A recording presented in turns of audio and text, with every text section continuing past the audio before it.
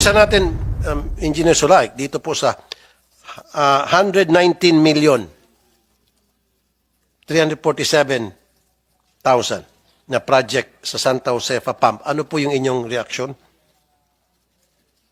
Mr. Chair, yan pong 119 million na pondo ng Santa Josepa, Mr. Chair, binigay po yan na allocation sa project na yan. But during that time, Mr. Chair, hindi na po ako yung regional director ng Region 13.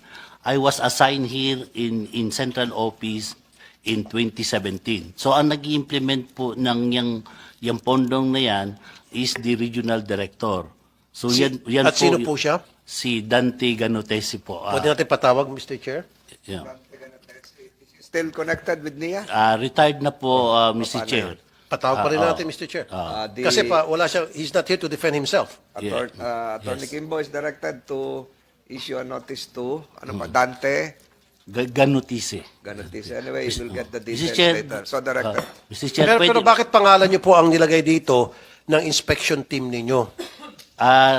Hindi ko po alam kung bakit. Kasi ang nangyayari po, Mr. Chair, no, sa bawat visit ng... Anong year po ito? 2019 po yan, sir. 2019. Yes po. 2017, nasa central office na po ako. As what? As what? As a deputy administrator. So, you also have direct supervision over that project. Yes, Mr. Chair. Kahit wala ka na doon, ikaw pa rin ang direct supervisor. Yes, sir. But the actual implementation of the project, Mr. Chair, is the regional director. No. Ang akin no, lang Mr. po- Sulaik, Engineer, no. No, tama nga si Senator Tolentino. You still have direct supervision over your project manager for this particular project. Tama? Yes. Kaya nga nilagay ang pangalan mo dahil meron ka pa ring say sa proyektong ito. Because of you, na-release yung 119 million pesos na pondo na questionable. Sinasabi nga rito ng inspection team ninyo. Hindi naman torpe o tanga o stupido itong inyong inspection team na ilalagay ang pangalan mo kung talaga wala ka ng kinalaman dito. Gusto ko lang pong ipaliwanag sa inyo yung Santa Josepa Irrigation Project, Pump Irrigation Project. Ito pong Santa Josepa Irrigation Project, Mr. Chair, Senator Tulfo, ito po ay kinonstruct during the time of the late... No, sir. No, sir. Wag niyo po kami paikutin. Hindi. No, sir. Inamin mo na kanina kay Senator Tolentino, kay Mr. Chair, na you have direct supervision over the construction of this project. May direct supervision ka doon sa project manager. Tama? So bilang direct supervisor, kung in the name of command responsibility, may pananagutan ka. Mr. Chair, hindi po ako ang direct nag-i-implement ng yung project na yan. Ako po ay dito lang po na nag-i-evaluate ng accomplishment ng mga natapos ng mga regional director. Hindi po ako involved during the time of the implementation, Mr. Chair. Kaya Mr. Chair, patatawag natin yung tinuturo niyang tao, yung Dante, na sinasabi niya, yun ang may kinalaman at naghugas kamay at nagpo-Poncio Pilato, itong si Engineer Sulaik. Kasi nga, Mr. Chair, masakit ito para sa taong bayan. Gumawa kayo ng proyekto ng bulok. Ibig sabihin, proyekto na hindi pakikinabangan ng taong bayan. Hindi pinakikinabangan ng taong bayan. And yet, kumukubra kayo para sa maintenance ng proyektong yon. Ito po yung nakaka-high blood, Mr. Chair. Gusto ko magmura pero bawal. Ang sarap magmura. Kung nasa labas lang tayo ng Senado, naku, natatad na kita po ng mura or I don't know. Sisingil kayo ng 119 million para sa isang proyekto na hindi nyo naman ginawa. Gumawa kayo ng konti lang and then inabandona nyo and yet sisingil kayo ulit para sa maintenance na isang proyekto na hindi nyo tinapos. Sarama. Anak ng dagat. Mga anak ng dagat. Mr. Chair. You have something to say, Engineer Sulaik? Mr. Chair, yung pong sinasabi po ni Senator Tulfo na operation and maintenance, kung ipa-plus po natin yung GAA po ng NIA, the whole budget of the NIA po ay naka-under po sa operation and maintenance.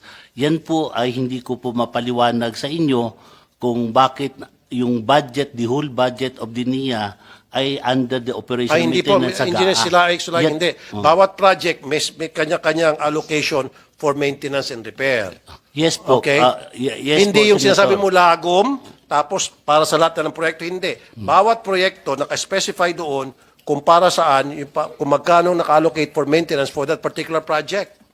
Mr. Chair, kung papahintulutan lang po ninyo kami, kung pwede po namin ipakita yung aming sinasabing GAA na under the operation and maintenance para makita po ninyo yung talagang GAA po kung ano pong nakalagay po doon. Sige po. sige. Okay, Mr. Chair. Hindi, mamaya na yan. Hindi, pinapahaba mo lang. So, dito, ipatatawag namin yung taong itinuturo nyo na may kinalaman sa proyekto, sa ghost project na ito, na wala kang kinalaman. Tama? Tama. So, Mr. Chair, by next hearing, Yes. sana dumating itong Dante. si Dante. Okay. Sa next hearing para sumagot siya dito sa ibinibintang sa kanya na siya ang may kinalaman dito sa ghost project na ito at hindi itong si Engineer Sulaik tulad ng sinasabi dito ng mga inspection team ng NIA. At saka, Mr. Chair, wala Pangalawa po, naman, Mr. Chair, okay na po tayo doon, hindi, Mr. Sulaik. gusto ko lang pong linawin, Mr. Chair, na yung pong pinaparatang na ghost project, hindi po siya ghost project, Mr. Chair. Yun po ay kahit napupuntahan po doon sa Santa Josepa, yung project na yun, ay makikita po ninyo yung accomplishment. Baka ng gusto yung mo makulong ka sa ilalim sa baba. Pinuntahan po namin. We went there. Hindi, ang sinasabi ko lang po, O, Mr. babaguhin mo Chair, na. Siguraduhin mo. Kasi kung hindi, ipapakontem kita para makulong ka sa baba. sinasabi ko lang din po yung aking nalalaman, Mr. Sa Chair. iyong nalalaman. Opo. So, hindi ka sure. Hindi kasi Huwag mo sabihin, kasi pag sinabi mong sure ka, then, paparedy ko ng kulungan doon sa baba para pakulong kita. Cite you in contempt. Because we went there. Sigurado ka o hindi ka sigurado?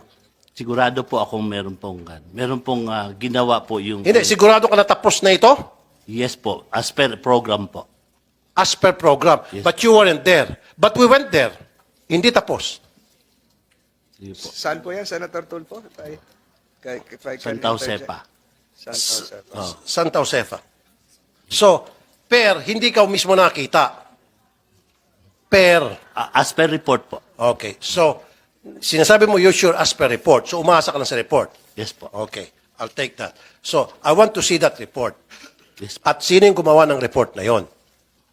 Yes, sir. Mr. Chair, can I ask our COMSEC to give us a copy of that report and who we made secure that? a copy of the report, issue the necessary notice. Yes, Your Honor. So directed.